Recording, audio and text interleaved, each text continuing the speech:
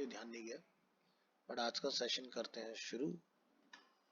तो last class में हम लोग ने एसईओ अपना कंप्लीट किया था, ईमेल मार्केटिंग हम लोग डिस्कस कर रहे थे ना। वीडियो तो गया लेकिन ऑडियो नहीं गया उसके अंदर, तो मैं ईमेल मार्केटिंग का टॉपिक दोबारा से रिपीट कर दे रहा हूँ। उसमें ऐसे वाला तो मोटा मोटी खत्म ही हो गया था अपना, 3 क्लास चला है। या चाहो तो क्विक रिवीजन दे देता हूँ उसका भी, जैसे कहो।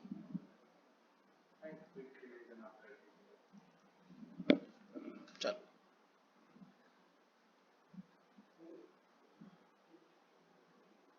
मैजिकल कीवर्ड्स हम लोग बेसिकली डिस्कस कर रहे थे अपने, और मैजिकल कीवर्ड्स में हम लोगों ने ये जो लास्ट टू लास्ट क्लास में मारा हुआ था, ये वाला पार्ट हमने डिस्कस किया था। ठीक है, तो लास्ट क्लास हमने यहाँ से स्टार्ट किया था, जिसमें हमने क्या डिस्कस किया कि भाई जब भी आप कुछ प्लान कर रहे हो अपने वेबसाइट से रिलेटेड, तो आपने इन चीज़ों को अपना ध्यान से यूज करना है, कंटेंट के अंदर, टाइटल के अंदर और डिस्क्रिप्शन के अंदर। देखो, एक टाइम हुआ करता था कि जब हम लोग वेबसाइट वगैरह बनाते थे ना, तो कीवर्ड्स इंजेक्ट करते थे हेड में। जैसे कुछ वेबसाइट्स अगर हम लोग आज भी ढूंढे, amazon.in, ये मेरा कंप्यूटर पूरा रीसेट हो चुका है तो थोड़ा सा हर चीज पे टाइम लगेगा। या हम लोग फाइंड करेंगे मेटा नेम कीवर्ड्स, दिखाई दे रहा है? या ध्यान से देखो सभी लोग, तो ये देख रहे keyword amazon.in, amazon online shopping India, India shopping online, amazon India, amazon। देखो, नेगेटिव कीवर्ड भी डाले हुए हैं। इससे क्या फायदा होता है कि गलत भी अगर आप सर्च करोगे ना, तब भी आपका मिल जाता है site. Buy online, buy mobiles online, books online, so many keywords हैं यहाँ पर डले हुए इस तरह से, है ना। लेकिन एल्गोरिदम क्या कहता है? 4 कीवर्ड। ठीक है, इन्होंने इतने ज्यादा क्यों डाले हुए हैं और इनके ऊपर कोई ब्लैक हेड क्यों नहीं हो रहा? क्योंकि भाई ये लैंडिंग पेज पर कोशिश कर रहे हैं इस तरह के सारे प्रोडक्ट भी दिखा रहे हैं। समझ गए? अगर हम लैंडिंग पेज पर जाए तो मिक्स है, सब कुछ आ रहा है उसमें। अब क्या आज की डेट में मुझे इस पार्ट पर फोकस करना चाहिए? तो लेटेस्ट एसईओ ये कहता है कि अब ये लिखो या मत लिखो, फर्क ही नहीं पड़ता, क्योंकि कीवर्ड की जगह आपका जो डिस्क्रिप्शन है उस वो कीवर्ड रिच होना चाहिए। समझ गए? और टाइटल, अगर इन 2 जगह पर आप काम कर ले रहे हो तो आपको इस मेटा नेम कीवर्ड्स की जरूरत ही नहीं है आज की डेट में। तो ये पुरानी वेबसाइट चल रही है, क्योंकि अगर हम लोग, मैं अगर आपको इसके दिखाऊं, ये इन्होंने बहुत लंबे टाइम से अपडेट नहीं किया इसका कोड। मतलब एलिमेंट्स अपडेट हो जाते हैं जो आप प्रोडक्ट्स देख रहे हो, बट जो कोड बेस है वो काफी टाइम से अपडेट नहीं हुआ। तो जैसे एक वेबसाइट होती है W3C वैलिडेटर, हम यहाँ आएंगे। अब वैलिडेटर में अगर मैं अमेजोन को डालता हूँ ना यहाँ पर, तो आप देखेंगे ऐसे से पुरानी एरर जो 2013 में चीजें, 14 में चीजें डिसकंटिन्यू हो गई, वो आज भी रखी हुई है। सब कुछ डिफॉल्ट रहने देंगे, ये अपना आप एनकोडिंग को भी खुद से डिटेक्ट करेगा, और डॉक्यूमेंट का टाइप HTML5 है या 4 है क्या, वो खुद से डिटेक्ट कर लेगा। इसको हमने चेक परफॉर्म किया है, थोड़ा वेट करेंगे और देखेंगे। तो यहाँ पर कैरेक्टर सेट तो बिल्कुल सही आया है, इसमें कोई दिक्कत नहीं है। अब आप यहाँ देखो, ये लिखा है स्क्रिप्ट टाइप टेक्स्टलेस जावास्क्रिप्ट। 2015 में जावास्क्रिप्ट का अपडेट आया था ES6 के नाम से, जिसको एक्मा स्क्रिप्ट बोलते हैं हम लोग। ECMA स्क्रिप्ट के अपडेट में ये क्लियर कर दिया गया था कि भाई अब ओनली स्क्रिप्ट टैग लिखो, ना कि टाइप टेक्स्टलेस जावास्क्रिप्ट। ये डेप्रिकेट हो चुका है। तो यहाँ पर क्या लिखा है? वार्निंग। फिर क्या है? Error, bad value. ये जो यहाँ पर लिखा हुआ है प्रीफेच कंट्रोल HTTP इक्विवेलेंट, ये भी बहुत पुरानी चीजें बंद हो चुकी है। तो कह रहा है इसको तो बिल्कुल नहीं होना चाहिए। तो आप यहाँ देख रहे हो जो ग्रीन है, मतलब वो चेक में पास है, वार्निंग है, लेकिन कोई बहुत बड़ा आपको पोटेंशियल हार्मफुल नहीं है। लेकिन एरर जो है ये तो होने ही नहीं चाहिए वेबसाइट में। जितने ज्यादा नंबर ऑफ आपके कोड में एरर होंगे, एल्गोरिदम इस चीज को चेक करता है, ध्यान रखना। आपको रैंकिंग में उतनी डिफिकल्टी आएगी। ठीक है, तो ये सारे एरर निकालने होंगे आपको इसमें से। अब आप मॉडर्न वेबसाइट जब बनाओगे तो आपके ये एरर बहुत कम हो जाएंगे, वार्निंग ज्यादा मिलेंगी आपको देखने के लिए। अब वार्निंग को भी हमें खत्म करना चाहिए। जैसे मान लो क्या होता है कि आपने कोई इमेज डाल दिया लेकिन आपने उसका ऑल्टरनेटिव टेक्स्ट नहीं लिखा। ऑल्टरनेटिव याद है, भूल गए क्या था अमन? ऑल्टरनेटिव हमने सीखा था इमेज के ऊपर, दिखा था ना किस, जैसे मान लो कि कोई इमेज अगर हम वेबसाइट में यूज कर रहे हैं और मान लो कि ड्यू टू एनी रीजन वो इमेज लोड नहीं हुआ, तो ऑल्टरनेटिव टेक्स्ट उस इमेज की जगह लेगा। ना ना ना, 404 तो जब पेज नॉट फाउंड होता है तब आता है। 3001 रिडायरेक्ट तब आता है जब हमारा वो यूआरएल एग्जिस्ट नहीं करता, तो मैं एरर पर ना ले जाके यूजर को रिडायरेक्ट कर देता हूँ होम पेज के ऊपर। तो अलग अलग तरह की रिडायरेक्शन होता है, हम लोग पढ़ेंगे उसको जब लोग प्रैक्टिकली अपना स्टार्ट करेंगे चीजों को। तो जैसे मान लो कि आज भी इंडिया में जैसे हम लोग देखें तो 5G हमारे यहाँ बहुत जल्दी स्टार्ट हुआ। ठीक है, हम लोग देखें तो पैन इंडिया जो है वो 5G में कन्वर्ट हो चुका है। सिर्फ एक जगह है शायद अंडमान निकोबार जहां अभी भी 5G नहीं है, बाकी सब हो चुका है। लेकिन 5G होने के बाद भी ऐसे हमारे बहुत सारे रिमोट एरियाज हैं, रिमोट एरियाज यानी कि जो हिल एरियाज होते हैं हमारे, जहां पर रीच बहुत आसान नहीं होता। तो वहां पर क्या होता है कि आपका नेटवर्क 5G ऑटो सेलेक्ट होता है ना, तो 5G से वो 3G तो रहा नहीं, तो 5G के बाद में या तो वो 4G होगा या फिर सीधे वो आपका 2G पे चला जाएगा जो आपका नॉर्मल होता है। तो ऐसे में अगर आप किसी वेबसाइट को रिक्वेस्ट करोगे तो क्या होगा, इमेज नहीं आएगी, कंटेंट आ जाएगा। अब इमेज जहां मिसिंग होगी तो जो आपने ALT लिखा होगा वो वहां पर आ जाएगा लिखा हुआ कि जो मिस हुआ है वो क्या चीज है। तीसरा इसका बेनिफिट क्या होता है कि जो लोग देख नहीं सकते, ठीक है, गवर्नमेंट की जो साइट्स होती हैं, तो स्क्रीन रीडर उस इमेज के बारे में पढ़ के बता देता है, जो ब्लाइंड लोग होते हैं। तो ये भी काम होता है, तो इसलिए उसको जरूर से लगाना चाहिए। और चौथा जो मेजर एडवांटेज होता है, जैसे मैंने अजय देवगन सर्च करके दिखाया था आपको, सलमान खान सर्च करके दिखाया था, तो वो कैसे हो रहा था, इमेज सर्च यानी कि इमेज एसईओ, समझ गए?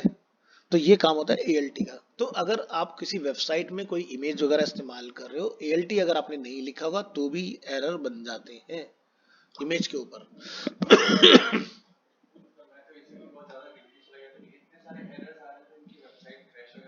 नहीं नहीं होगी, देखो क्या होता है ना कि ये मैंने आपको इन डेप्थ वाली चीज दिखा दी। अब नॉर्मली तो किसको पता है इसमें एरर है क्या है क्या नहीं, क्योंकि मैं डेवलपर हूँ बाय प्रोफेशन, तो मुझे सब पता है किसकी वेबसाइट किस टेक्नोलॉजी से चल रही है और क्या उसके अंदर बग्स हैं।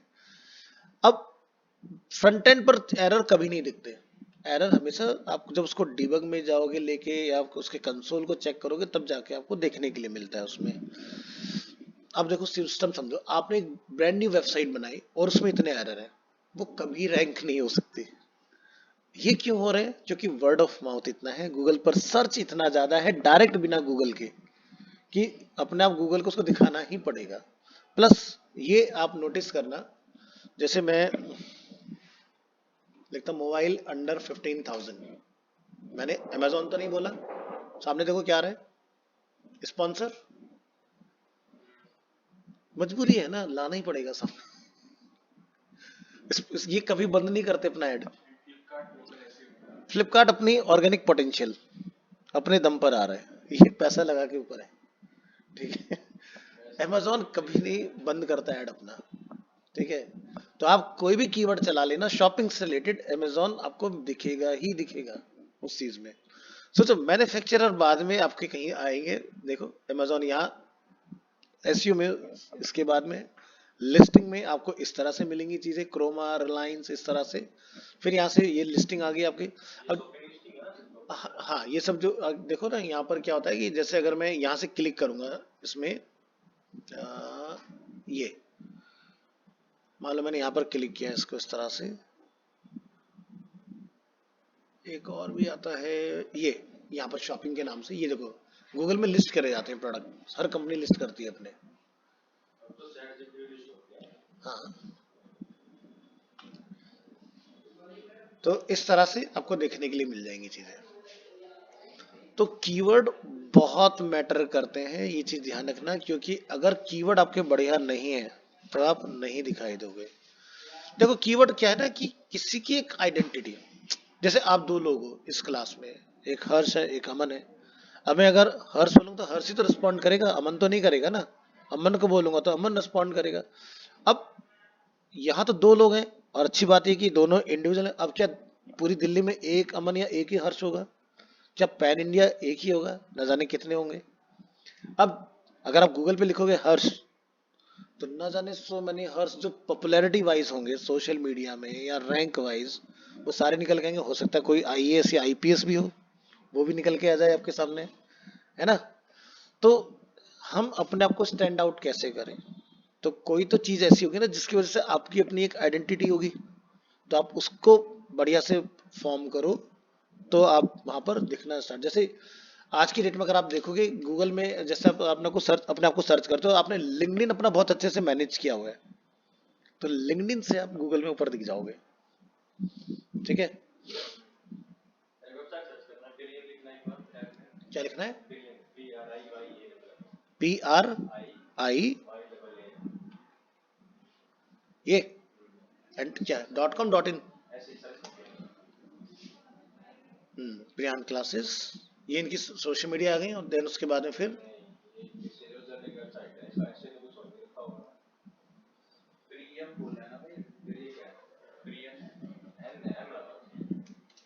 YAAM।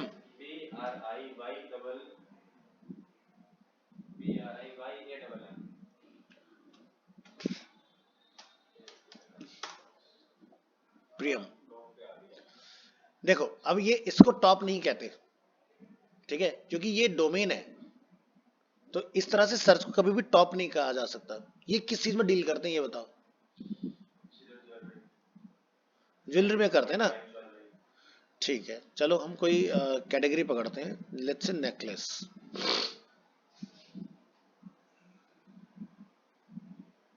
कुछ लिस्टिंग नहीं है, ये क्या है?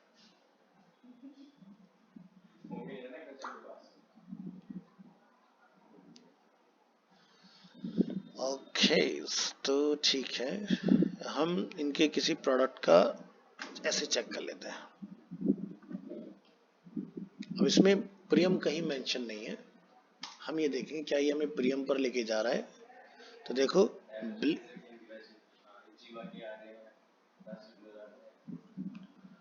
और आगे चलते हैं, नहीं है भाई ये।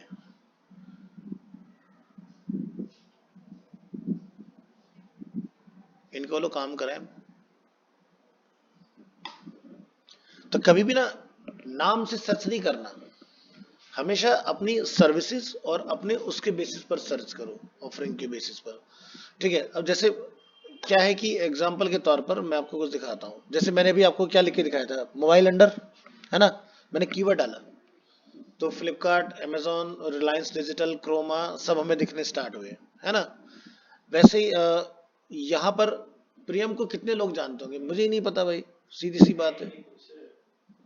तो जब भी हम कुछ काम करें इस तरह का, तो इस तरह का आप कीवर्ड को देखो, यहाँ पर इसको सही किया जा सकता है, काफी बेहतर हो जाएगा। एक्चुअली ये सब क्या है ना, आज की डेट में इस तरह की जोले सब बाहर से लाओ, अपना लिस्ट करो, अपना बेचो वाला सिस्टम चल रहा है। हाँ, अच्छा।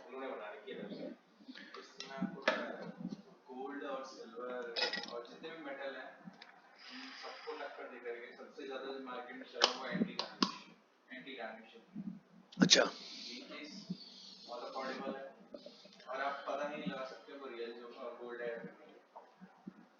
हाँ तो डायमंड का भी सेम हो गया ना, क्योंकि रियल डायमंड कहाँ रखे, लैब लैब मेड चल रहे हैं सारे, लैब में बनाए जा रहे हैं।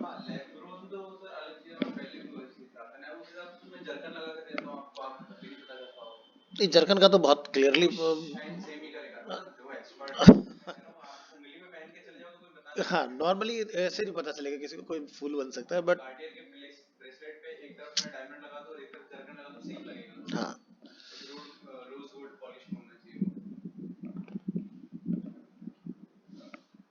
अब तो गवर्नमेंट ने उसको अप्रूव भी कर दिया, लैब ग्रोन वाला ना, बहुत बढ़िया से, मतलब पिछले काफी टाइम से लैब ग्रोन वाला बहुत अच्छा रिस्पॉन्स कर रहा है। तो इसका जो बेसिकली नेचुरली जो प्रोसेस होता है डायमंड का, वो काफी लंबे टाइम का होता है। जितना ज्यादा प्रेशराइज होगा, ठीक है, उतनी बढ़िया डायमंड आपका बन के तैयार होता है नेचर में। ठीक है, क्योंकि कार्बन से इसका सीधा सीधा कनेक्शन होता है। अब लैब में सेम वही एटमॉस्फेयर क्रिएट करके उसको बना लिया जाता है, सेम हीट, सारी चीजें। पता नहीं, आई थिंक मैं तो देख रहा था, जो एक वीडियो था, आई थिंक 2000 सेल्सियस या फिर 3000 सेल्सियस डिग्री इतना टेम्परेचर उन्होंने अचीव करके उसको बना लिया उसके अंदर। फिर उसकी भी वही सेम कटिंग वगैरह सारी चीज सेम, जो ओरिजिनल डायमंड का था सेम प्रोसेस। और कोई उसको यही नहीं कह सकता बंदा कि मतलब ये फेक है कि रियल है। तो अप्रूव्ड है, लेकिन उस पर जो सर्टिफिकेशन आएगा वो लैब ग्रोन आएगा उस वाले का। चले गए क्या? शायद वापस आ जाए, स्टेन दी कॉल।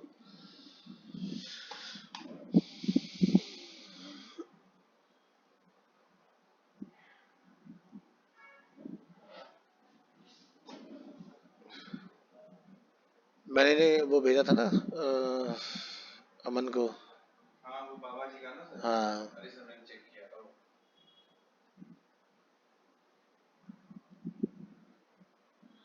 17 बॉडीज बंदे ने चेंज की हैं 723 साल में। ठीक है, और साउथ के कोई वो हैं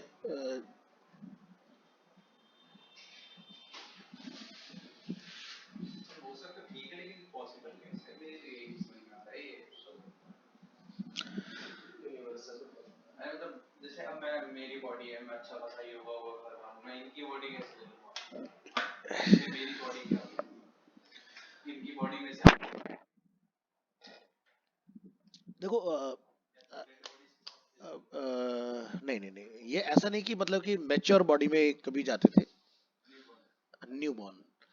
तो अगर आप अपना वो पढ़ोगे, पुरातन सनातन धर्म में बहुत क्लियरली मेंशन है। जैसे आप देखते हो कि ये हम पॉज कर सकते हैं क्या इसमें? स्टॉप ही होता है, स्टॉप ही हो जाएगा, पॉज नहीं होगा। चलो ये ऐसे म्यूट कर लेते हैं थोड़ी देर के लिए। तो देखो, सनातन धर्म ने बहुत क्लियरली मेंशन, जैसे आज की डेट में क्या होता है कि जैसे लेट्स से कोई पर्सन फीमेल प्रेग्नेंट होती है, तो बहुत जल्दी ना हम चीजों को वायरल कर देते हैं कि भाई हाँ खुशखबरी। लेकिन अभी भी अगर आप गांव देहात की तरफ अगर देखोगे ना, तो 3 4 6 महीने तक नहीं बताते किसी को, या हम किसी के सामने ही नहीं आना चाहते कोई रिकॉग्नाइज करे, आइडेंटिफाई करे। फर्स्ट जो 3 मंथ्स होते हैं बहुत क्रुशियल होते हैं। अगर आप देखोगे मेडिकल साइंस को भी, तो सबसे ज्यादा मिसकैरेज जो होते हैं वो फर्स्ट 3 मंथ के अंदर ज्यादा मिलेंगे। उसके बाद जो आपको मिसकैरेजेस देखने के लिए मिलते हैं वो 6 मंथ तक देखने के लिए मिलेंगे। उसके बाद फिर रिस्क फैक्टर से बाहर निकल जाते हो। 7 मंथ, 6 से 7 का आता है प्री मेच्योर डिलीवरी का। और आफ्टर 7 मंथ अगर आप कोई बच्चा पैदा करते हो, तो वो थोड़ा बहुत लैब वगैरह में रख के उसको फिट एंड फाइन करके निकाला जा सकता है। ठीक है, लेकिन 7 महीने के बाद के बच्चे का कोई रिस्क नहीं होता। ठीक है, अब पहले जो 3 महीने होते हैं, ठीक है, उसी में ही आपका जो भ्रूण होता है, जो वर्म होता है, उसमें कोई स्पिरिचुअल एनर्जी एंटर होती है। हमारे सनातन धर्म में साफ मेंशन है। ठीक है, और उसके बाद का जो फेज होता है, तो अब जैसे कोई अगर अच्छी एनर्जी बोला जाए, पॉजिटिव नेगेटिव बोलते हैं ना, जैसे पॉजिटिव है तो वो चलता है, नेगेटिव है तो नहीं चलता। अब साइंस, मेडिकल साइंस क्या कहता है, उसके पीछे के फैक्टर कुछ अलग है कि भाई हो सकता है कुछ कॉम्प्लिकेशंस रही हो, आपका खान पीन अच्छा ना हो, आपने प्रॉपर रेस्ट ना लिया हो। मेडिकल साइंस अलग उसको बोलता है। अब कमाल की बात ये देखो, जैसे मैं अपना खुद का बताता हूँ। मेरा मेरी वाइफ का फर्स्ट जो था वो मिसकैरेज हुआ। डॉक्टर बोलता फुल बेड रेस्ट करना है, जो टर्म्स एंड कंडीशन बोलेंगे सब कुछ वो। ठीक है, हमारे घर में। और जैसे क्या होता है ना, थोड़ा सा न्यू एज और जो ओल्ड एज, तो कुछ क्लैशेस होते हैं। तो हमारी माता जी का ये कहना था कि बिल्कुल भी रेस्ट करने की जरूरत नहीं है, नॉर्मल रहो। ये क्यों प्रिटेंड कर रहे हो अपने आप को, क्यों दिमाग को बता रहे हो कि आपके पास कुछ ऐसा स्पेशल है? नॉर्मल रिएक्ट करो। और सेकंड बार में ऐसे ही हुआ ना, कोई डॉक्टर ने बहुत बोला रेस्ट करना है, ये है वो है, कुछ भी नहीं, सब नॉर्मल। तो ये मैटर करती हैं चीजें। तो पुराने लोगों को एकदम से नजरअंदाज नहीं करना चाहिए। कई बार हमें वो दकियानुसी जरूर लगते हैं, बट ये फैक्ट है। अब एक और अपने बचपन का बताता हूँ। हमारी, जब मेरी एज इस वक्त 45 साल की है, 45 साल की एज में जब मैं बचपन का मेरा टाइम था, तो हमारे गांव में बड़े सिद्ध पुरुष रहे। ठीक है, जैसे हमारे यहाँ पर एक बहुत फेमस है कदमों वाले बाबा। उनकी कहानी बताता हूँ क्या थी कि एक स्टोरी पढ़ी होगी आपने शायद इंग्लिश में, फुटप्रिंट्स विदाउट फीट। वो जब मैंने वो चैप्टर पढ़ा तब मुझे वो उन्हीं की याद आती थी। ठीक है। तो तो उसमें क्या था कि उनके ना हमारे गांव में फुटप्रिंट्स दिखाई देते थे, जैसे ऐसे जंगलों में, क्योंकि अ, हमारा जो एरिया पड़ता है वहां पर पहले वन हुआ करते थे बहुत। तो कदम के निशान जान, यानी कि वहां पर जो कोई नहीं जाता वहां वो दिख जाते थे देखने। तो जैसे हमारे दादाजी जब एक्सपायर हुए तो वो 96 की एज में एक्सपायर हुए। तो पहले क्या होता था, एक घर में मतलब 25-30 जानवर होना बहुत नॉर्मल सी बात हुआ करती थी। ठीक है। तो हमारे घर में 35-40 गाय भैंसे हुआ करती, तो 6-6 महीने के लिए लेके निकल जाते थे चराने के लिए। ठीक है। और फिर लौट के आते थे इस तरह से। तो उन्होंने फर्स्ट टाइम एक्सपीरियंस किया जंगल में कि सुबह सुबह जब वो उठे। ठीक है। तो खेतों में क्या होता है कि पहले जैसे अभी भी अगर आप देखो गांव में, जैसे वो कटता है गन्ना, तो गन्ने के ऊपर का वो जो काटते हैं ना, जिससे चारा बनता है, जिसको अगोला। ठीक है। उसको काट के उसी की रस्सी बना के उसी से बांध देते हैं उसको। तो रस्सी उसी की तो कभी जरूरत होती नहीं थी, और रस्सी अगर तुम्हारे यहाँ बोलते हैं, हमारे यहाँ अगोला बोलते हैं उसको। ठीक है। और इस तरह से वो काम करता है सिस्टम। इवन छप्पर भी बनते थे, या चारपाई बनती, वो भी तो घास ही होती थी, उसके बांध बटो, वो बना लो, बन गई है रस्सी। उससे मजबूत कुछ हो ही नहीं सकता। 50-50 साल कहीं भी नहीं जाती अगर कोई इसको काटे ना दांती वाती से, तो कहाँ जाती हैं वो चीजें, इतनी मजबूत होती है। हाँ, सनई होती, वो तो और भी तगड़ी चीज है।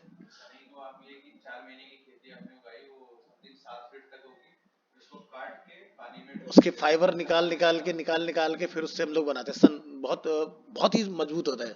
बांध तो फिर भी एक टेंशन के बाद टूट जाता है, सन नहीं टूटता। बड़े बड़े रस्से देखो, क्रेन में तो सिंथेटिक आने लगे, पहले क्रेन में वही चलते थे। और हमारे दादा इतनी मोटी मोटी काड़ी बनाया करते थे हर एक चीज के लिए। जैसे घर में बैल हुआ करते थे, उनके लिए रस्सियां बना, सारा काम टोटल वो खुद ही करते थे। तो उन्होंने जंगल में सुबह सुबह देखा, भाई सब पेड़ों के बीच में से बड़ी तगड़ी रोशनी निकल के आ रही है। ठीक है। अच्छा, उनके बारे में एक चीज बड़ी फेमस थी कि जिसने भी उनको देखा और देखने के बाद वो जिंदा नहीं रहा बंदा, वो मर जाता था। वो एक चीज, जिसको दर्शन मिलते थे वो एक चीज बोलते थे, मेरे बारे में डिस्कस मत करना, मतलब किसी से कहना मत। तो हमारे दादाजी ने रोशनी देखी, और जो जिस बंदे ने उनको देखा, जिसने मेरे दादाजी को बताया कि अरे मुन्नू यहाँ देख, यहाँ कुछ है। तो उस जो बंदे ने देखा, उसने बताया कि एकदम सफेद गोरे लंबी दाढ़ी, एकदम चमचमाते, बड़ा तेज निकल रहा था उनके अंदर से, जैसे दिखाते हैं आज के डेट में वीएफएक्स वगैरह में। और तो उन्होंने उसको ये बोला कि किसी को बताना नहीं। उन्होंने हमारे दादाजी को ये बताया, ऑन द स्पॉट वहीं खत्म हो गए जंगल में। और ऐसे बहुत सारे सीन हुए। वो हमेशा कहते थे किसी को मत बताओ। अब मुझे नहीं पता वो कितना सच है क्या है, लेकिन हमारे दादाजी की ये खुद की कही कहानी है कि ऐसे कह के वो बंदा मर गया, कि उन्होंने मुझे बताने के लिए मना किया है। वो बंदा इतना कह के वहीं मर गया ऑन द स्पॉट। तकरीबन ये स्टोरी उन्होंने मुझे कई बार बताई है। और शायद मैं 10 साल का रहा हूँ तब भी उन्होंने मैं ये सुनाया, और शायद मैं 20 साल का हूँ तब भी उन्होंने मुझे ये बताया।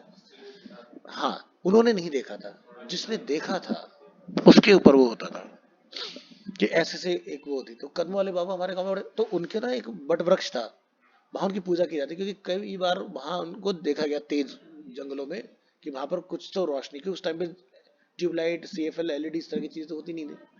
तो पहले के टाइम में, या तो घर में अगर आप देखोगे, शायद तुमने भी अपने गांव में एक्सपीरियंस किया होगा, क्योंकि पहले ना लैंप भी बहुत कम लोगों के यहाँ अवेलेबल हुआ करते थे। इवन घर में कफ सिरप की बोतल नहीं होती, उसमें डीजल डाल के डिबिया बना के जला के काम चलाया करते थे। तो ये सिस्टम होता था।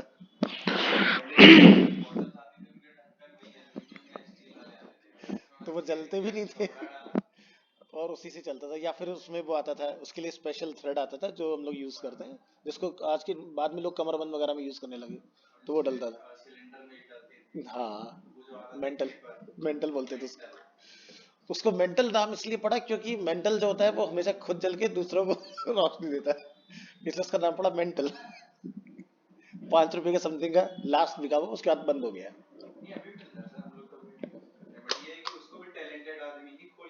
हाँ, बड़ा सेंसिटिव होता है। और एक बार अगर वो जल गया ना, हल्का सा टच करते ही खत्म। तो उसको लाइट अप करने अभी बड़ा, गैस अच्छे से प्रेशराइज करके फिर उसको जलाओ, वो सिस्टम होता है उसका।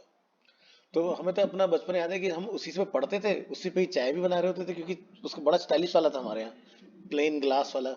उसी पे हम लोग रात को अपनी चाय बनाते थे, उसी में पढ़ भी रहे हैं बैठ के, अपना काम भी चल रहा है। तो अब मैं देखता हूँ आज की डेट में यूथ को अगर देखा जाए तो दुनिया जहान के रिसोर्स है। जो बंदा गांव से निकल के आता है उनको इन चीजों की वैल्यू पता है। तो हमने तो वो चीज देखी भाई, पहले के टाइम में चांदनी रात देखो, इतनी चांदनी हुआ करती, बंदा लिख ले। अब तो चांदनी रात भी इतनी तगड़ी नहीं रही है यार, अगर आप देखोगे ना। गाँव में सर अभी भी ये चीज़ है। गाँव में ऐसा है ना कि हमारे गाँव में ऐसा है कि अब मैं रात को क्या है कि थोड़ा टहलता हूँ खाना खाने के बाद, तो कभी कभी ऐसा होता है कि अगर फुल मून नाइट है तो ऐसे ही जबरदस्त। निकल लेता हूँ, सब दिख रहा है और नीचे। सब दिखता क्लियर, बिल्कुल सही खेत बात। में कौन जा रहा है, हाँ कौन क्या हाँ, कर रहा है, कौन बहुत सीढ़ी लगाए हैं। बहुत क्लियर दिखता है। तो इवन मेरे घर से 100-150 मीटर हाईवे है, पूरा वहां से मेरे घर से दिखेगा हाईवे पे कौन है, हाईवे से दिखेगा मेरे घर पे क्या है। अच्छा, हाँ, तुम्हारा कौन सा पड़ता है? यू पूर्वांचल पड़ता है, आजमगढ़। आजमगढ़, हाँ उधर की तरफ थोड़ा सा क्लियरिटी है। आजमगढ़ में हमारे चाचा जी की पोस्टिंग काफी लंबे टाइम रही, पुलिस फोर्स में थे वो।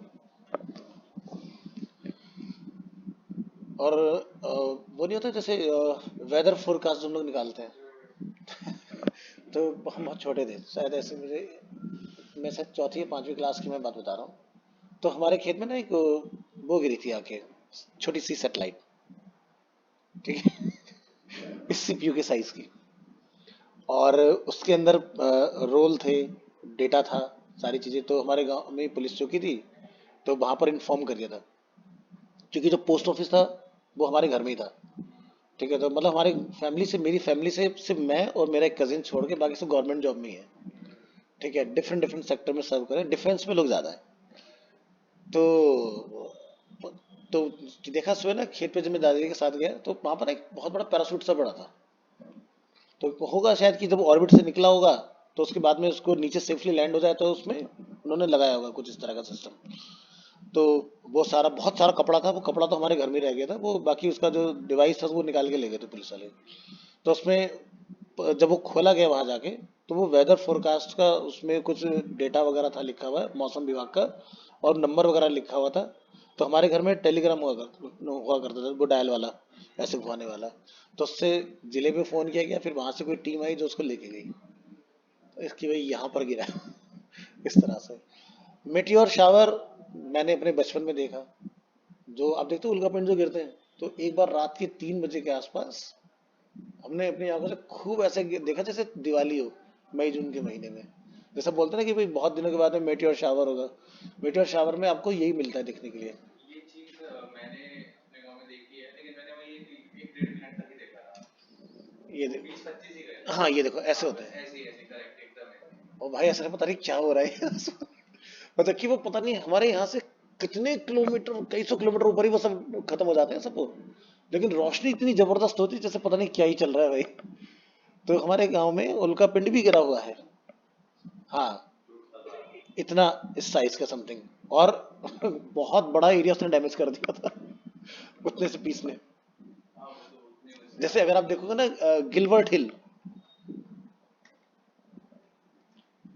ये मेटियोर है बॉम्बे में, इतना बड़ा। और यही वो मेटियोर है जिसने वैसा डायनासोर्स को खत्म करा था। सस्ते से डायनासोर्स यही होते थे हिंदुस्तान में, आज भी देखते हो, खुदाई जब होती है, हिस्ट्री देखना, हिस्ट्री टीवी 18, तो उसमें आपको दिखाई देंगे यहाँ पे बहुत निकलते हैं डायनासोर्स की बॉडीज वगैरह ना, हमारे यहाँ पर। तो बॉम्बे में वो हिट हुआ था जिसने पूरा डायनासोर युग खत्म करा था। तो गिलबर्ट हिल सर्च करना, ये मेटियोर है बहुत बड़ा। सर मीडिया थोड़ा मतलब उसके मेटल्स वगैरह या फिर उसकी प्रॉपर्टीज वगैरह उसकी कुछ। प्रॉपर्टी देखो क्या था, रेडियो एक्टिव होते हैं हाँ, मेटियोर्स जो होते हैं ना, रेडियो एक्टिव भी देखो अलग अलग तरह से रिएक्ट करता है। तो इसलिए ये अभी भी होगा। हाँ बिल्कुल है, अभी आप जाओ गिलबर्ट हिल पे तो लोग घूमने जाते हैं बकायदा उसके ऊपर। नहीं रेडियो एक्टिव अब है ये तो। नहीं रहा है, बहुत टाइम हो गया डायनासोर्स का, टाइम गुजरे जमाना नहीं था।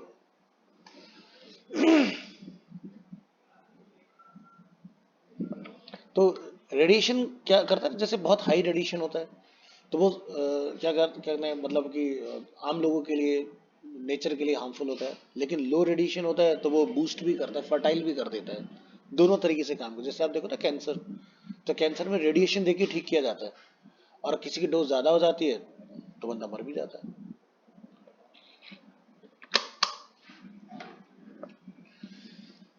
तो इसमें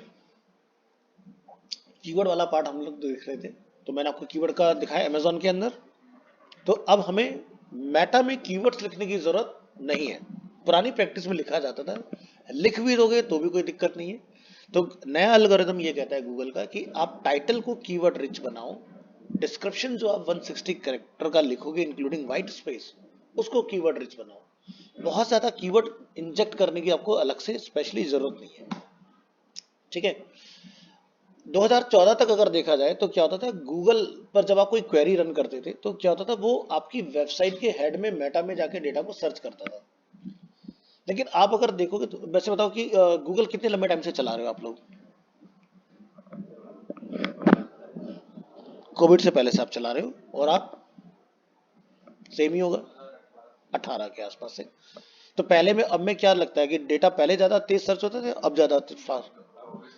अब इसमें देखो, अगर जो समझदार लोग हैं उसके पीछे का सिस्टम डिफरेंट है। आप बहुत सारे लोग कहेंगे नेट की स्पीड भी तो फास्ट हो गई। हाँ, तो उस हिसाब से तो पहले जो स्पीड थी सर पहले भी जल्दी हुआ। हाँ, लेकिन देखो यहाँ पर स्पीड का क्या काम होता है, स्पीड को समझो पहले। देखो जब आप कोई क्वेरी रन करते हो ना, तो क्वेरी कहाँ चल रही है? क्वेरी चलती है सर्वर के ऊपर, वो रिक्वेस्ट इंटरनेट के थ्रू वहां गई सर्वर में। ठीक है। तो यहाँ स्पीड का काम क्या है कि डेटा कितनी जल्दी आप तक आ गया। लेकिन अगर आप पहले के टाइम की पॉसिबिलिटीज जो सर्च की निकल के आती थी और अब की देखो तो बहुत डिफरेंट है, बहुत ज्यादा मिल जाएंगी आपको। तो पहले क्या होता था, डेटा स्लो आने के पीछे का रीजन ये था कि पहले इंडेक्सिंग का सिस्टम ही बिल्कुल अलग था। गूगल ने उस चीज को बदला। गूगल ने क्या कहा कि भाई ये बार बार जाके ढूंढ के किसी को उसमें सर्च करने बड़ा टाइम जाता है यार, ऐसा नहीं। एक ऐसा सिस्टम बनाओ कि जब बंदा डे वन पे वेबसाइट बनाए तो मुझे उसके बारे में सारा चीजें उसी दिन पता चल जाए। तो क्या है कि वेब मास्टर पहले भी होता था, जिसको हम आज की डेट में सर्च कंसोल के नाम से जानते हैं। हमने इसके बारे में डिस्कस किया हुआ है।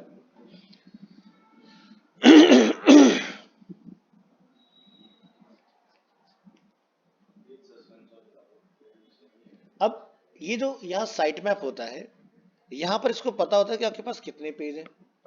ठीक है। जब आपके पेज को ये डिस्कवर कर लेता है, उसके बाद ये क्या करता है, आपके पेज का सारा डेटा वगैरह सब कुछ पता लगा लेगा। तो यहाँ देखोगे एक सेगमेंट मिलता है इंडेक्सिंग, एक सेगमेंट होता है ओवरव्यू, एक सेगमेंट होता है एक्सपीरियंस, एक सेगमेंट मिलेगा सिक्योरिटी। इस तरह से आपकी चार चीजों में इन्होंने टोटल इसको ब्रेक डाउन करके रखा हुआ है। तो ये वाला तो काम तो सबसे पहले करना होता है कि भाई पहले आप यहाँ आओगे, एक प्रॉपर्टी गूगल को इन्फॉर्म करोगे भाई मेरे पास सो एंड सो एक डोमेन नेम है, और उसके बाद फिर आप उसको वेरीफाई कराओगे गूगल के अंदर। कैसे होता है करके दिखाएंगे प्रैक्टिकल आपको जब शुरू करेंगे इसको। और उसके बाद आप साइट मैप पे आके अपनी वेबसाइट का साइट मैप यहाँ पर सबमिट करके जाओगे जैसे हमने किया। ठीक है। तो आप देखोगे इसमें 7 पेजेस को मिले और ये सक्सेसफुल रहा हमारा। ये गूगल को बताना है कि हम इस पे हैं, हाँ उनकी वेरीफाई करो। बिल्कुल। तो देखो एक कि अगर आपने कोई वेबसाइट बनाया लेकिन गूगल को नहीं बताया, गूगल इंडेक्स जरूर करेगा आपको तब भी, लेकिन फिर कुछ भी उठाएगा, वो कुछ भी पिक करेगा। लेकिन आप चाहते हो कि यही पिक करना है, तो आप उसको स्पेशली जाके बता दो, तो आपका डेटा बहुत क्लियरली वन गो में हो जाएगा। जैसे किसी भी साइट की लिस्टिंग हुई है या नहीं हुई है, तो मैंने शायद आपको पहले भी बताया था कि आप साइट लिखकर उसके आगे डोमेन का नेम पास कर दो, कितने आपके पेज हैं सारे आ जाएंगे आपके सामने। आपको बस इतना लिखना है साइट। अब जैसे बहुत सारे लोग आपको अप्रोच करेंगे, सर आपकी वेबसाइट जो गूगल पर इंडेक्स नहीं, हमसे आप काम करो तो इंडेक्सिंग हो जाएगी। लैक ऑफ नॉलेज हो सकता है। मुझे ऐसा लगा कि भाई अच्छा मेरी वेबसाइट नहीं, मुझे लिस्ट कराना, कौन बिजनेसमैन नहीं चाहेगा। अगर आपको पता है तो आप लिख के सर्च कर सकते हो, लेकिन आपको नहीं पता है तो आपको किसने बना दिया, तो क्या पता आप लिख के सर्च करते आपके पेज ऑलरेडी लाइव थे। ठीक है। तो यहां से हम बहुत इजीली कोई भी डोमेन नेम, जैसे मैं लिखता हूं arena-multimedia.com। ठीक है। अब यहां देखना जितने भी आएंगे ये सारे अरीना मल्टीमीडिया से रिलेटेड ही आपको देखने के लिए मिलेंगे। दिखाई दे रहा है?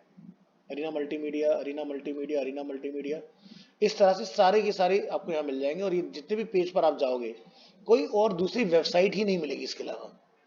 सिर्फ जो मैंने यहाँ लिख दिया वही वेबसाइट के सारे टोटल नंबर ऑफ पेजेस आपको मिल जाएंगे। तो क्लियरली पता चले मेरी पूरी वेबसाइट अच्छे से इंडेक्स हो रखी है इसके अंदर। नहीं होती तो शायद एक दो पेज आते, तो यानी कि आप समझ जाओ कि गूगल ने खुद से उठाया है डेटा, आपने नहीं बताया उसको। ठीक है। तो इसलिए जब हम लोग वर्डप्रेस ऑनलाइन इंस्टॉल करने जाते हैं ना, या ऑफलाइन हम लोग इंस्टॉल करते हैं तो वहां पर हमें एक फीचर दिया जाता है डिस्करेज सर्च इंजन। लेकिन it's up to on Google कि वो आपकी उस रिक्वेस्ट के बाद भी ले सकता है या नहीं ले सकता है। ठीक है, तो गूगल को आप नहीं रोक सकते, आप रिक्वेस्ट कर सकते हो, तो गूगल तो डेटा लेगा ही लेगा। लेकिन आपको मैं हमेशा या जब हम लोग प्रैक्टिकल करेंगे मैं एक चीज सिखाऊंगा आपको कि हमेशा वेबसाइट ऑफलाइन बनाओ, ऑनलाइन मत बनाओ।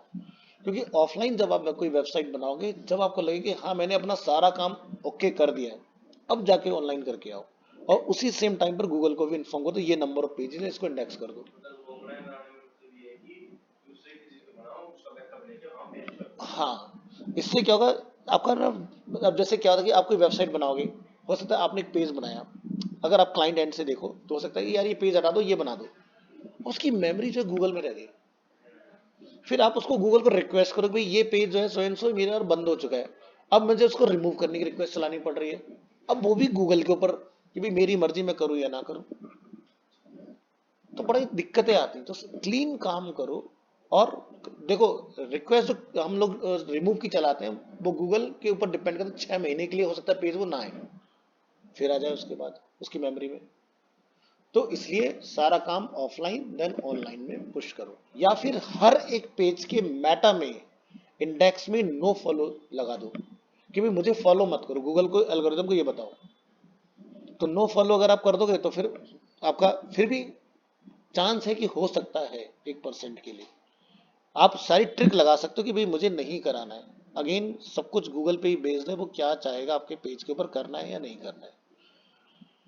तो आपने देखिए और ब्रश बनाते साथ के साथ एक फोटो लगाई, पब्लिश कर दी साथ के साथ, दूसरी लगाई फिर पब्लिश कर देंगे उसको। अगर आप ऑनलाइन कोई पेज बना रहे हैं तो आप हमेशा उसको ड्राफ्ट बनाएं। ड्राफ्ट कभी भी आपका गूगल इंडेक्स नहीं करेगा।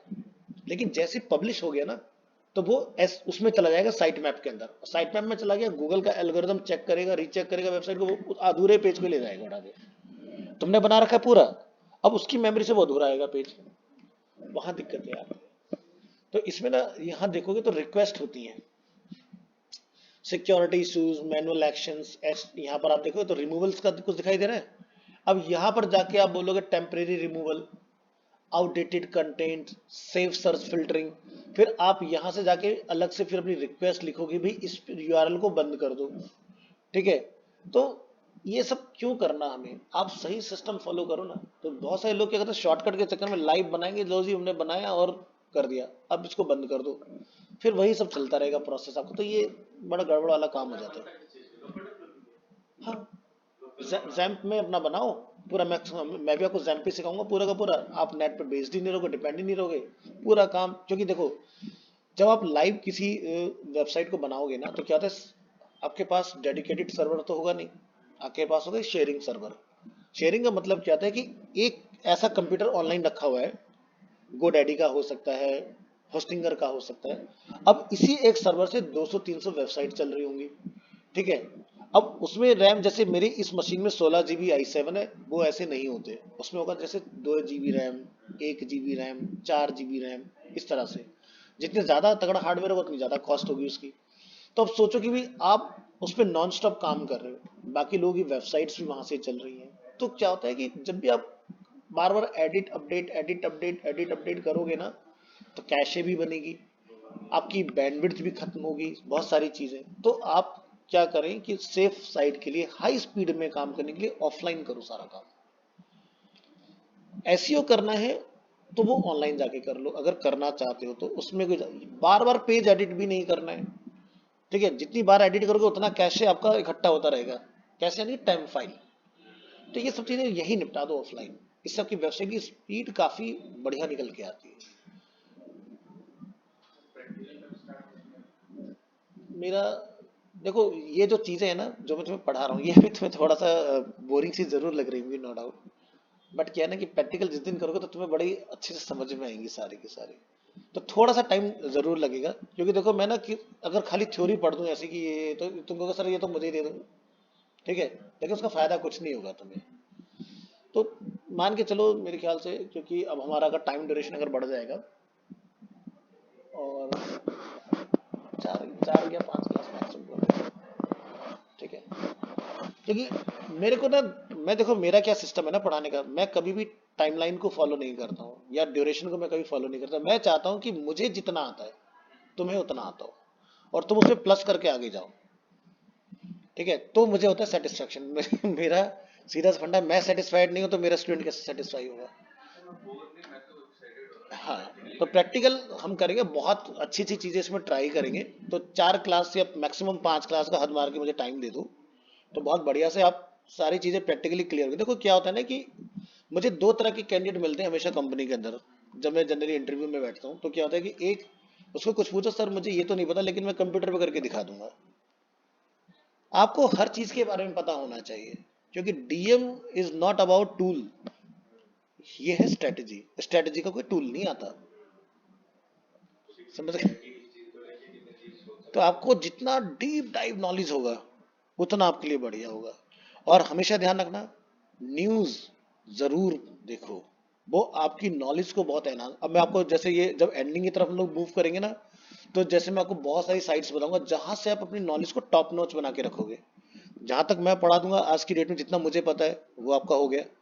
आगे भी तो चीजें करनी पड़ेंगी ना, क्योंकि बार बार तो ऐसा नहीं होगा कि आप कोर्स के लिए आते रहोगे। तो कुछ ऐसे जर्नल्स हैं जहां हमें उनको सब्सक्राइब कर लेना है। जैसे मैंने शायद लास्ट क्लास में गूगल का अलर्ट्स आपके साथ डिस्कस किया था, या जैसे हम लोग जब सोशल मीडिया मार्केटिंग में एंटर करेंगे तो जैसे क्या होता है ना, एक गूगल गैराज हुआ करता था जिसका नाम आज की डेट में हो गया grow.google।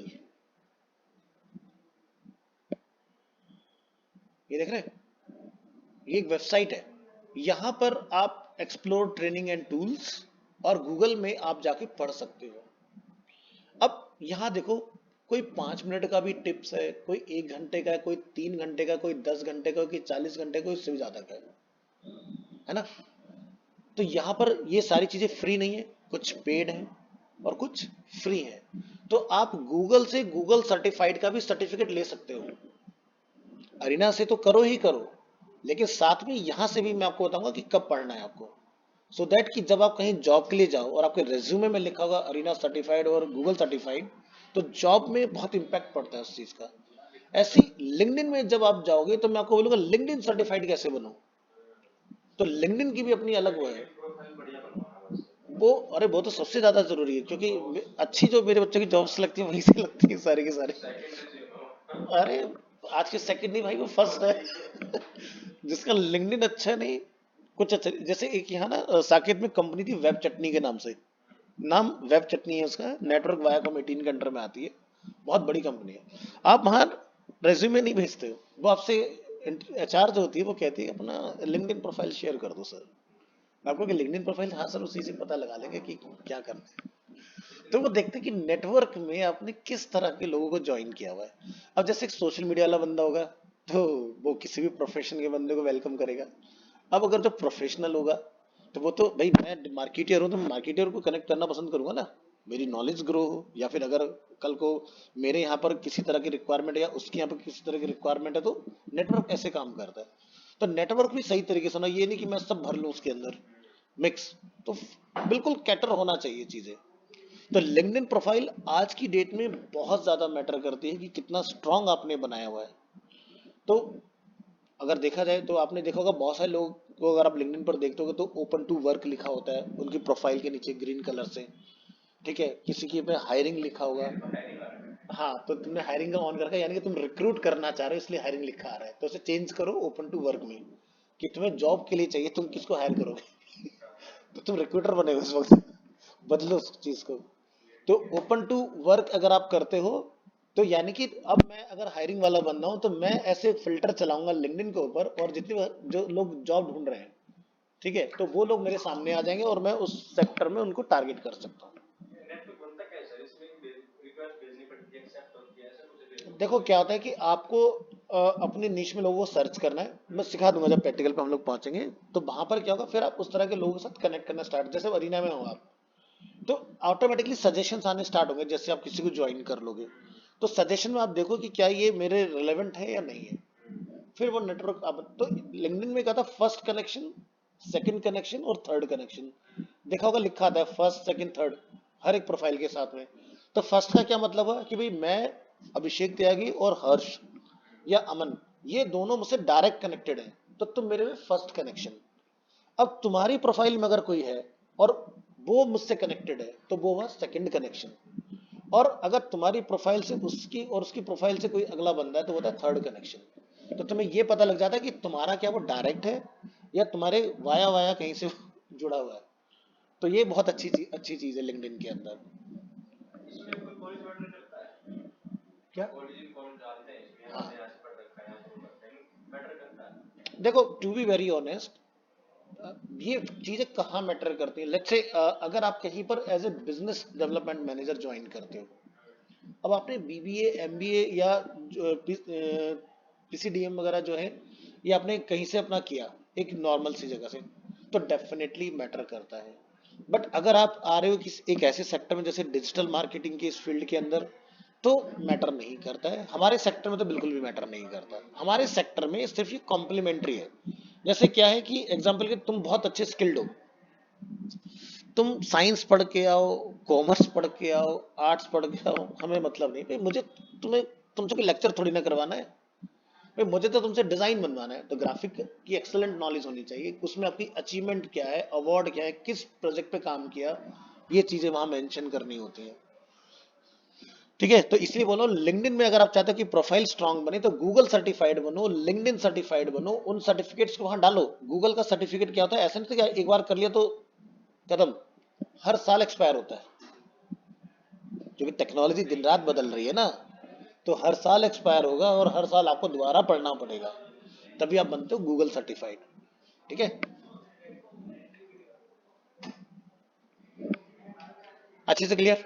तो वैसे जब पहुंचेंगे तब देख लेंगे दोबारा से, छोड़ेंगे कुछ नहीं।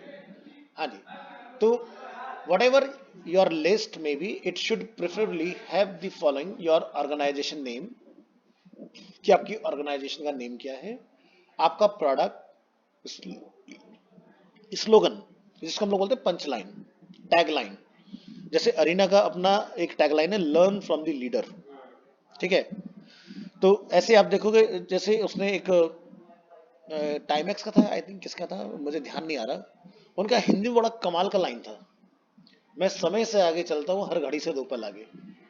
या जैसे अगर आप देखोगे उसका महिंद्रा का, तो आप देखते हो पीछे लिव यंग लिव फ्री, तो हर कार के पीछे आपको मिलेगा लिखा हुआ। ठीक है, जैसे उसमें आप देखो होंडा, हीरो, सबने एक उनका एंथम म्यूजिक कुछ भी अगर आप सुन लोगे ना, आपको वाइब आ जाएगी तुरंत। जैसे एक प्रफुल्ल जोशी ने बहुत बढ़िया वो लिखा था, आई थिंक मैं सही नाम ले रहा हूँ गलत मुझे ध्यान नहीं आ रहा, देखना पड़ेगा एक बार। तो ठंडा मतलब कोका कोला। ठीक है, तो ये कैसे बना, ये ऐसे बना था कि जस्ट वो अपना बैठ के काम कर रहे थे कैंपेन के ऊपर, एक बंदा था, अभी क्या लोगे, ठंडा लोगे कि क्या लोगे? तो ठंडा मतलब वो कोका कोला का कैंपेन चला था, उसका नाम पड़ गया ठंडा मतलब कोका कोला। तो कई बार चीजें ऐसी नहीं, जैसे एप्पल का अगर आप हिस्ट्री उठा के देखोगे लोगो कैसे इजाद हुआ, ऐसी मीटिंग चल रही थी ओवल मेज के ऊपर, किसी ने बाइट लेके रखा, बस आइडिया आया कि ऐसा ही बना दो एप्पल, तो बाइट किया हुआ उसी वजह से।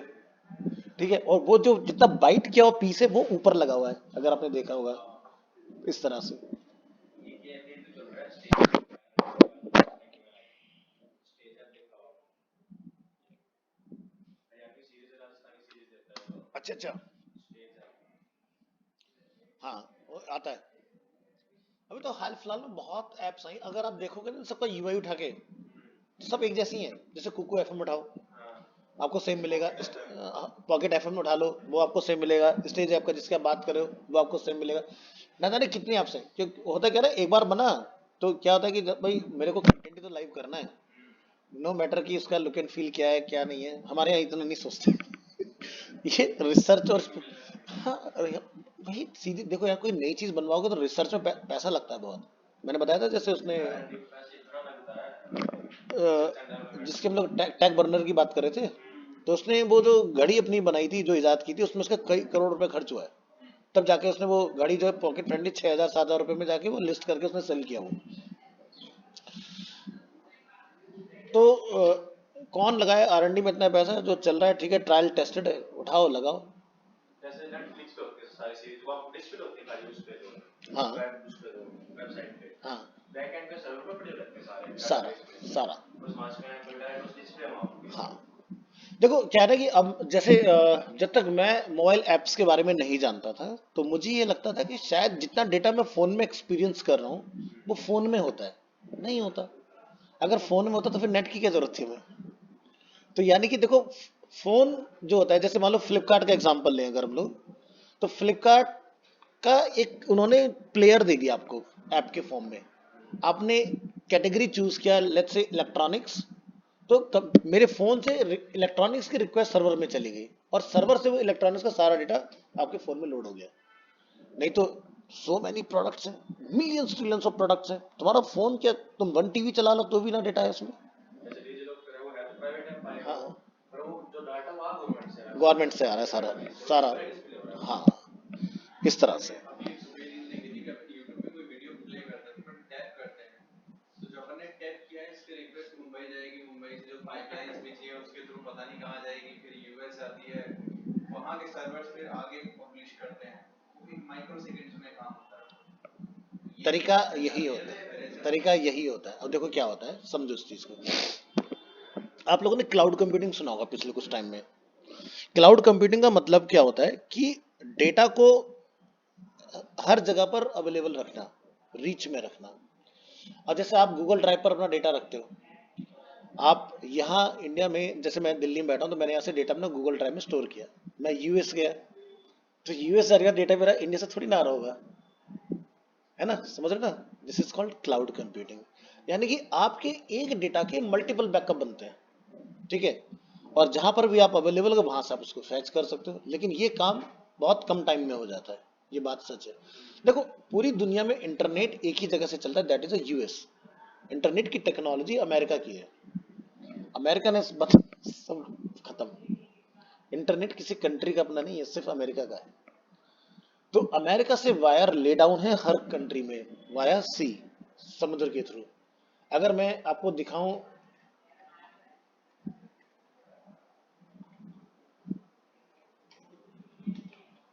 मैप, ये देखो इंटरनेट का मैप है ये पूरा, ऐसे वायर बिछे हुए हैं। अब मुझे ये प्रोजेक्ट कारण कैसे पता चला, तो टाटा और रिलायंस, ये दो कंपनियां हैं जिन्होंने इंटरनेट को इंडिया तक लाने में बहुत मेहनत की है। रिलायंस ही लाया था। सबसे ज्यादा खर्चा वायरिंग में ले डाउन जो हुई है इन्होंने ही किया है। समझ रहे हो।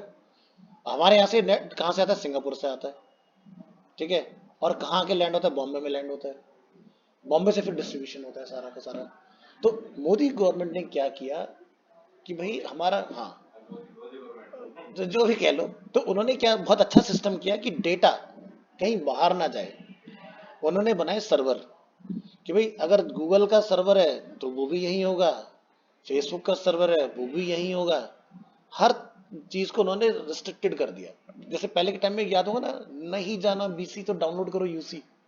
एक यूसी ब्राउजर का ऐड देखा होगा टीवी वगैरह के ऊपर कभी आपने। बिफोर बीसी मतलब बिफोर सेंचुरी, देखा देखा। ठीक है। तो वो चाइना का ब्राउजर था।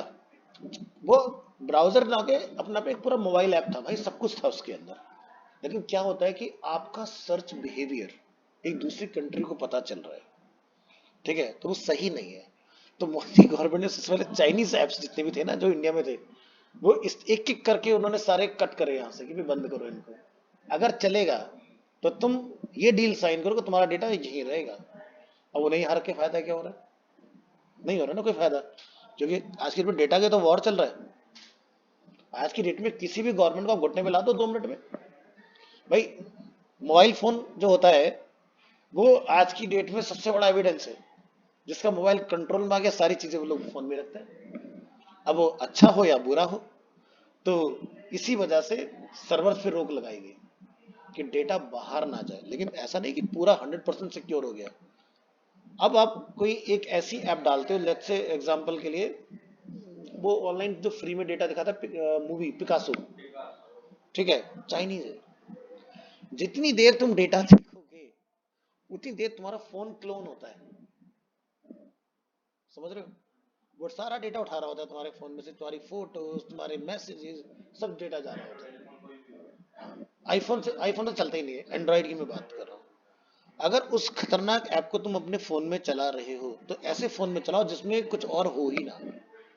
लेकिन अगर आपके फोन में कुछ है, इवन तुम्हारे ईमेल्स सब जा रहे हैं। तो वेबसाइट से जो मूवी डाउनलोड करते हैं वो तो रिस्की नहीं होती, बहुत रिस्की। बिल्कुल होती है। कई बार क्या होती है, जिनसे आप डाउनलोड करते हो ना, वो कुकीज डाल देते हैं आपके कंप्यूटर में, और कुकीज क्या करती है, आपकी जितनी भी सेविंग हिस्ट्री होती है ना, जैसे पासवर्ड्स हो सकते हैं, आपके पेमेंट इंफॉर्मेशन हो सकती हैं, वो सब उठा देते हैं। ऑटो फिल जो होता है ना, सारा डेटा उठ जाता है आपका। वो तो जैसे कुकीज तो कभी ऑन ही नहीं कर रखा है, एड ब्लॉक्स करने के लिए वो लगा ही रखा है मैंने क्रोम एक्सटेंशन पे अपने। प्लस मैं तो फिल्मी फॉर वेब से डाउनलोड करता हूँ, कुकीज वगैरह कुछ भी रहती हैं। देखो, जहां पर बहुत ज्यादा आपसे कुछ नहीं डिमांड की जा रही ना, कि जैसे कोई अगर आप कोई वेबसाइट चलाओ, जैसे एग्जांपल के लिए मैं लिखता हूँ, तो फिर इसी का देखिए दिखाता फिल्मी हूँ, फॉर वेब। मैं लिखा स्टैक ओवरफ्लो।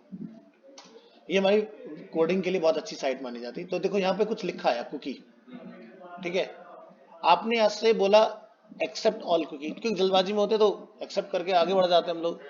अब ये अच्छा भी काम कर सकती है, बुरा भी काम कर सकती है। अब अगर कोई वेबसाइट ऐसी है जो ऑथराइज नहीं है सही से सही तरीके से, वो वाइट में काम नहीं कर रही है, तो क्या होगा, वो आपकी डेटा को चोरी करके ले जाएगी यहाँ से, आपके कंप्यूटर की ब्राउजर की भी हिस्ट्री में जो सेव रहता है। जैसे मैं कुछ डेमो दिखाता हूँ कि अगर मैं किसी क्रोम प्रोफाइल को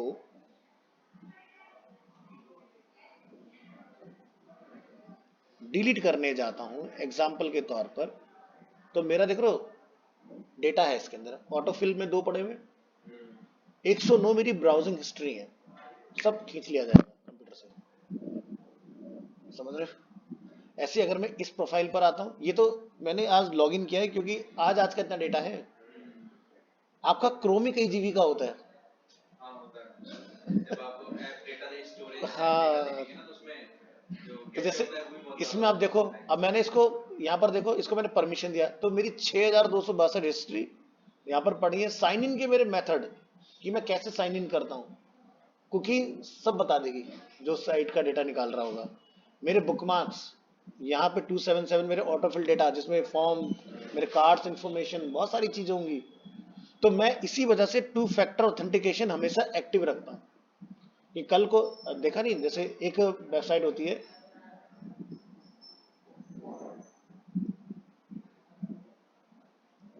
मेरा व्हाट्सएप पर होना चाहिए,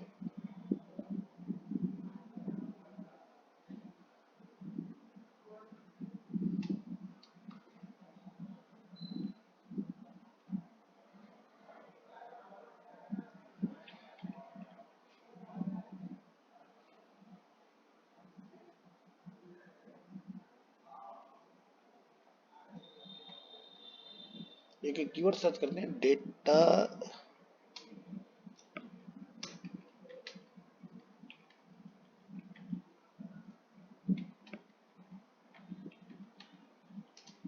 मैं वेबसाइट का नाम बोला, हाँ ये रहा, हैव आई बीन बोर्न। तो इसमें क्या होगा, आपको ये पता चल जाएगा कि आपका अकाउंट कहाँ ब्रीच हुआ। ठीक है, ये देखो सामने, इसको सर्च करके देख लेना। हाँ, आपके कौन कौन से अकाउंट्स हैं, जैसे हो सकता है कि बिग बास्केट हो गया, अडोबी हो गया, इनके ऊपर कभी साइबर अटैक हुआ होगा तो आपका डेटा गया होगा। तो मैं आपके ग्रुप में डाल देता हूँ, आप चेक करके। वैसे तुम लोग यंगस्टर हो तो तुम्हारे पे नहीं हुआ, मेरे साथ तो ऐसा कई बार हुआ है।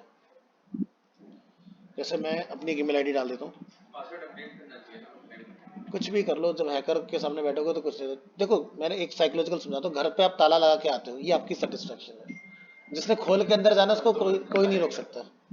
ये एक पासवर्ड साइकोलॉजी, कॉम्बिनेशन सजेस्ट होगी कितने तो भी ज्यादा हो, बेटर। क्या मैंने यहाँ पे कमजोर लगाए थे, अरे सोचो ना, ये कंपनी हैक हो गई, India mart, Domino's, big basket, और देखो जूम कार, ठीक है, और देखो प्रॉप टाइगर, गवर्नमेंट की साइट, जोमेटो हैक हुई है, डिजीमोन, एडोबी, ठीक है। तो ये क्या कमजोर कंपनी है, ये हैक हुई है।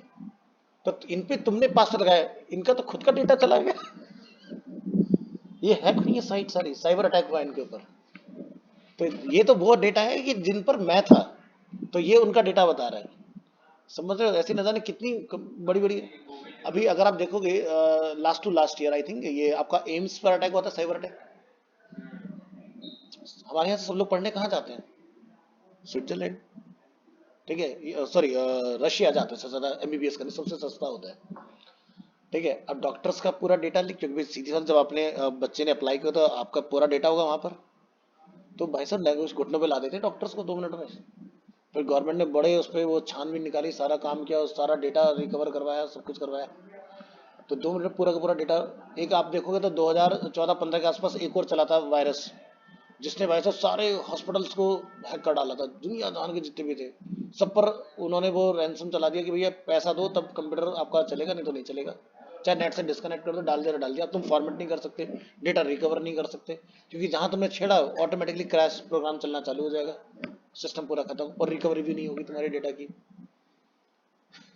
तो एनोनिमस एक वायरस आया था, तो एक बच्चे ने दिमाग लगाया उसके ऊपर, उसने उस एनोनिमस वायरस का ही डोमेन बुक कर दिया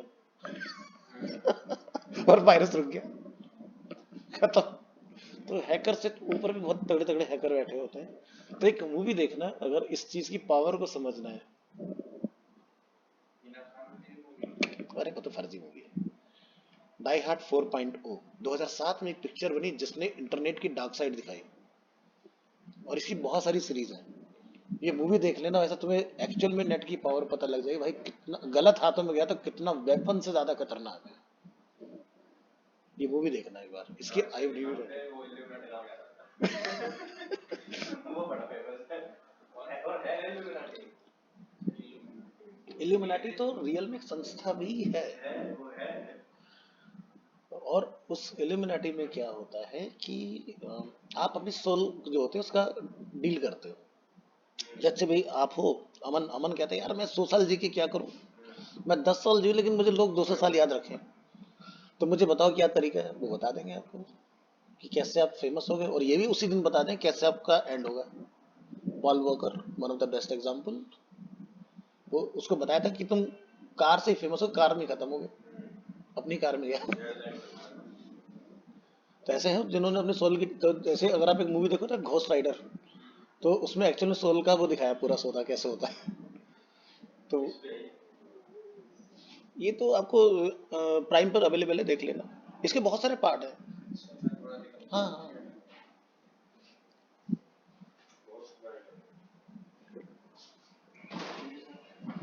इसके 2-3 पार्ट है। जैसे हमारे स्टाइल से ही होती करते हैं। उसमें उन्होंने भी काफी उदाहरण कर रखा है। तो अगर फोन का नेटवर्क है वो भी सेम है, वाईफाई का राउटर एक ही है पूरे घर में, तो भी ले सकता है डाटा। तो इसलिए कभी भी ना अपना शेयरिंग ऑन नहीं रखना चाहिए राउटर के अंदर। भाई साइबर अटैक बड़े खतरनाक खतरनाक हैं आज की डेट में। रिलायंस जियो ने एक ना ऐप बनाई थी जिसको बंद करवा दिया गया बाद में। ठीक, मुझे नहीं पता किसने वो उसके ऊपर वो किया, बट वो ऐप ये बताती थी कि फेसबुक ने तुम्हारा डेटा लेके किस कंट्री में दिया है, सब बता देती थी भाई सब। वो एक एक चीज बकायदा मैप को तुम्हारा इस ऐप ने डेटा उस कंट्री को दिया, इसने डेटा उस कंट्री को दिया, सब, या कौन ले गया तुम्हारा डेटा। लेकिन वो ऐप चली नहीं, बंद कर दी गई। वो बड़ा जबरदस्त ऐप थी वो, और वो तभी आई थी जब 4G उन्होंने लॉन्च किया था अपना, उस टाइम फ्रेम में आई थी, और उसी टाइम फ्रेम में सेम ईयर के अंदर वो डिसकंटिन्यू करवा दी गई थी। क्योंकि भाई सीधी सी बात है, अगर फेसबुक इंस्टाग्राम जैसी चीजें अगर ये बैन हो जाए, जैसे अगर मैं आपको देखो एक चीज दिखाता हूँ, लिंक्डइन का एग्जांपल ले लेते हैं, लॉग इन कर लेते हैं। लिंक्डइन के अंदर अगर मैं सेटिंग्स में आता हूँ, सेटिंग एंड प्राइवेसी, प्राइवेसी में आप यहाँ देखेंगे how LinkedIn use your data. तो देख रहे हो आपकी सर्च हिस्ट्री, आपका डेटा पूरा जितना भी सब कॉपी भी कर सकता है, पर्सनल आपकी location, demographic, geographic location, social economic, आपका वर्क प्लेस, रिसर्च, सारी चीजें वो ले रहा है आपके।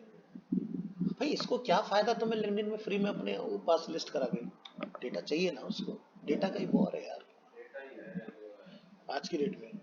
तो ये सारी चीजें, डेटा का काम ही है, जहाँ हम देखें वहाँ मैं बस। तो वो तो बहुत अग्रेसिवली काम कर रहा है जो फेसबुक है ना, मेटावर्स के ऊपर, और खुद हम भी मेटावर्स यूज कर चुके हैं। मेटावर्स में बेसिकली क्या बेनिफिट है कि लेट्स से तुम घर से क्लास ले रहे हो, अमन घर से क्लास ले रहे हो, लेकिन तुम लोग घर से क्लास लेने में कंफर्टेबल है, तो अपन तीनों मेटावर्स में आ सकते हैं।